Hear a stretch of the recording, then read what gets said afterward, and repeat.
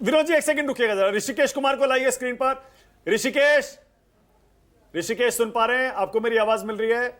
ऋषिकेश को हम देख तो पा रहे हैं अपनी स्क्रीन पर। ऋषिकेश कुमार ने ही सुबह सबसे पहले खबर ब्रेक की थी, एक्सक्लूसिव खबर न्यूज 24 की, कि नीतीश कुमार राज्यसभा जाने वाले हैं, बिहार को अगला मुख्यमंत्री मिलने वाला है। ऋषिकेश सुन पा रहे हैं?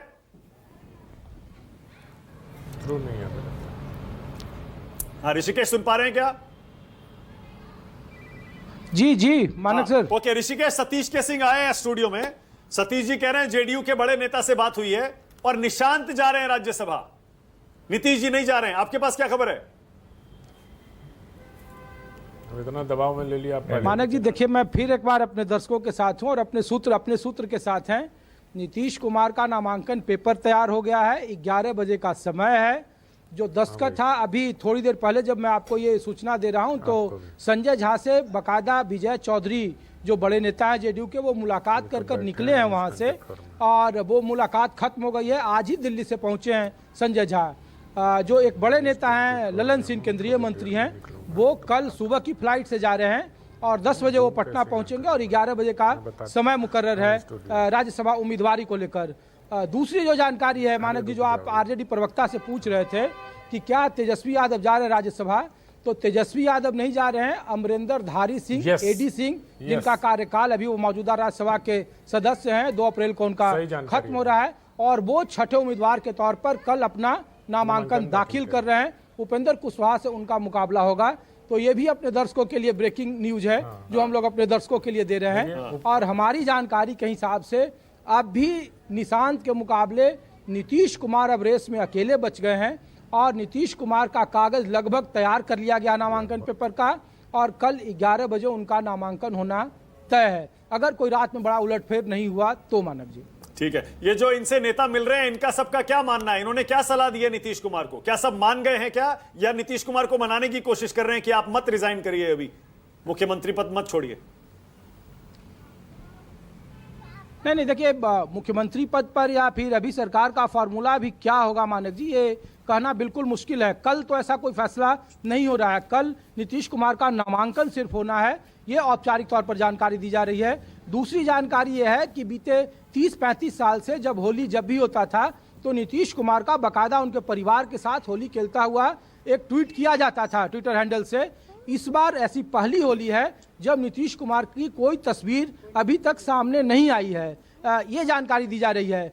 जो मुख्यमंत्री आवास में सुबह से जो लोगों के जाने आने का सिलसिला है वो भी बिल्कुल रोक दिया गया है। कोई भी, चाहे वो विधायक हो या सांसद हो, उनकी अभी एंट्री आज तो कम से कम नहीं है। किसी से नीतीश कुमार मुलाकात नहीं कर रहे हैं। संजय झा जरूर पहुंचे हैं जो कार्यकारी राष्ट्रीय अध्यक्ष हैं, और उनसे अब से थोड़ी देर पहले तकरीबन 30-35 मिनट पहले विजय चौधरी उनसे मुलाकात कर निकले हैं। और जब अगर इस खबर में दम या सच्चाई नहीं होती मानक जी, तो अब तक जेडीयू का खंडन आ चुका होता। कोई भी बड़ा नेता अब तक इसको डिनाई कर जाता कि नहीं ऐसा नहीं है, इस तरीके की बातें अटकलें हैं। लेकिन जो सूत्रों का संकेत है और जो हम लोग सुबह से अपने दर्शकों को बता रहे हैं कि नीतीश, पहले निशांत और नीतीश के बारे में जरूर चर्चा थी, और निशांत की चर्चा क्यों थी मानक जी, इसको लेकर भी कहा जा रहा था कि जो वहां अति पिछड़ा लॉबी है जिसमें 3-4 महत्वपूर्ण और कैंडिडेट थे इस राज्यसभा चुनाव को लेकर के उम्मीदवारी के तौर पर। मनीष वर्मा अपनी जो आजमाइश कर रहे थे, आरसीपी सिंह को पार्टी में एंट्री कराने की बात हो रही थी,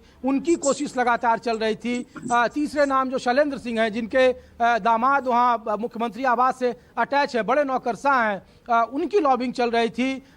ऐसे कई सारे, खुद हरिवंश जी की लगातार कोशिश हो रही थी कि उन्हें रिपीट किया जाए, लेकिन अब तक उनका न नामांकन को लेकर न कोई कागज पत्र तैयार है, न उनकी कोई मुलाकात हुई है। तो हरिवंश जी का पत्ता लगभग तय कि जेडीयू ने उन्हें अपना उम्मीदवार नहीं बना रही है। तो लोग पूछ रहे हैं कि फिर दूसरा उम्मीदवार जेडीयू के भीतर में कौन होगा? ऐसा अब तक नहीं हुआ है, ऐसा कोई सस्पेंस जैसी कोई बात नहीं है मानक जी की अचानक से कोई बड़ा फैसला लेना। अगर निशांत को बनाना होता तो अब तक औपचारिक ऐलान कर दिया गया होता, औपचारिक तौर पर सूची जारी कर दी गई होती, जो अक्सर। अच्छा ऋषिकेश एक सेकंड रुकिएगा, एक सेकंड। ये बीजेपी जैसे लिस्ट जारी करती है अपने उम्मीदवारों के, क्या जेडीयू भी लिस्ट जारी करती है क्या? हाँ करती है, जेडीयू लिस्ट जारी करती है, इस बार भी करेगी। ऋषिकेश, अगर लिस्ट जारी होनी है और कल नामांकन है तो अब तक तो लिस्ट आ जानी चाहिए थी। सुबह थोड़े लिस्ट जारी करेंगे जब नामांकन भर रहे होंगे ऋषिकेश। सब तो वही है। इसीलिए कयास लगाए जा रहे हैं मानक जी कि देखिए, शुरू में नीतीश कुमार को अभी कोई नेताओं की वो हैसियत नहीं है कि नीतीश कुमार को वो समझा सके या कोई राजनीतिक सलाह दे सके।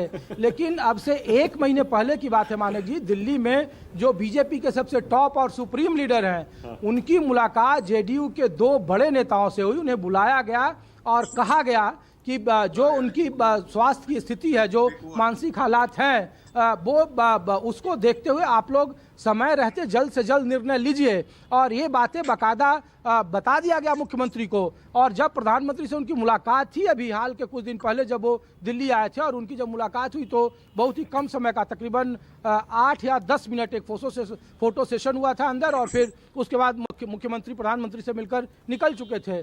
उसके बाद से ये कहा जा रहा था कि इनका जो एग्जिट प्लान या फिर रिटायरमेंट प्लान को लेकर के नीतीश कुमार को ये फैसला करना था। उन्हें, उनके लोगों को, उनके पार्टी के नेताओं को इस बात की जानकारी दे दी गई थी कि आपको अपना विकल्प खुद ही चुनना है, उसमें कोई बीजेपी की दखलंदाजी नहीं होगी। आप जिसको कहेंगे उसके साथ भारतीय जनता पार्टी का जो शीर्ष नेतृत्व है वो आगे बढ़ेगा। ये बात 1 महीने पहले की है। अब राज्यसभा चुनाव के वक्त में कई तरह की कयासबाजियां हो रही थी हरिवंश जी को और रामनाथ ठाकुर को लेकर। रामनाथ ठाकुर को जो जिनकी उम्मीदवारी तय है, उनका नामांकन कल होना है, उनके सारे कागज की प्रक्रिया पूरी कर ली गई। उनके नाम का जो चालान कटता है बैंक से, वो जो विधानसभा सेक्रेटेरिएट में SBI का बैंक है वहाँ से खरीद लिया गया है वो। लेकिन दूसरे उम्मीदवार पर सस्पेंस आखिर क्यों है? अगर निशांत कुमार होते तो अब तक ये निर्णय हो गया होता और जितने भी बड़े नेता हैं वो पटना में मौजूद रहते और बिल्कुल आसान माहौल रहता। होली की तस्वीर भी आती और लोग फिर कल नामांकन में चले जाते। उसमें कोई हैरान करने वाले और अचरज। ऋषिकेश, लेकिन एक चीज और बताइए ऋषिकेश, एक सेकंड, एक चीज और बताइए। आपने कहा कि बीजेपी के बड़े नेताओं ने जेडीयू के नेताओं से कहा कि भाई आप चुन लीजिए, अगला सीएम आप चुन लीजिए, हमें कोई दिक्कत नहीं है, आप कुर्सी छोड़ दीजिए। तो क्या जेडीयू का सीएम भी बन सकता है? यह भी कोई संभावना है क्या? मानक जी देखिए, इसके लिए एक थोड़ा सा मैं आपको एग्जांपल दे दूं कि उपसभापति थे जगदीप धनखड़, राज्यसभा के सभापति थे, हाँ। और उन्हें एक बिहार के नौकरशाह को बुलाना था यहाँ, और जितने भी नेता थे बीजेपी के या जेडीयू के, नीतीश कुमार उन्हें रिलीज नहीं कर रहे थे। लेकिन एक करीबी नेता के कहने के बाद वो रिलीज हुए और फिर ये धनखड़ साहब के साथ अटैच हुए। तो कुछ नेताओं की नीतीश कुमार के यहाँ ही एक्सेस है और वही कुछ नीतीश कुमार को कह सकते हैं। ये बात सब लोग जानते हैं पॉलिटिकल गलियारे में।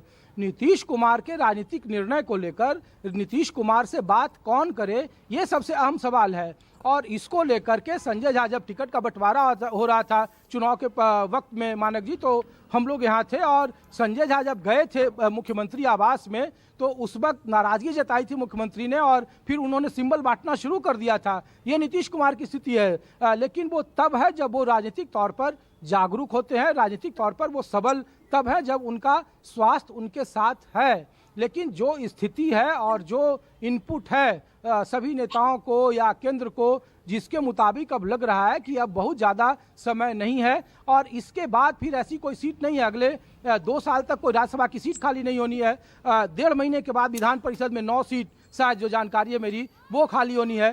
तो नीतीश कुमार का अगर रिटायरमेंट तय है और अगर उनका एग्जिट प्लान तय है तो क्या वो विधान परिषद के जरिए हो या फिर राज्यसभा के जरिए हो? लोग कह रहे हैं कि जॉर्ज फर्नांडिस को जब 2009 में ऋषिकेश, आप सारी बातें बहुत अच्छी बता रहे हैं, लेकिन मैं ये पूछ रहा हूं क्या जेडीयू का सीएम भी हो सकता है क्या? नीतीश जी राज्यसभा जाएंगे तो क्या बीजेपी इसके लिए मानेगी क्या और जेडीयू इसके लिए तैयार है क्या? ये यक्ष सवाल है मानक जी, अभी कहना मुश्किल है। अभी उस लेवल पर हम लोग बात नहीं कर पाए। ठीक है, ओके। विनोद अग्निहोत्री, विनोद जी कुछ कहना चाह रहे थे आप? विनोद जी बोलिए।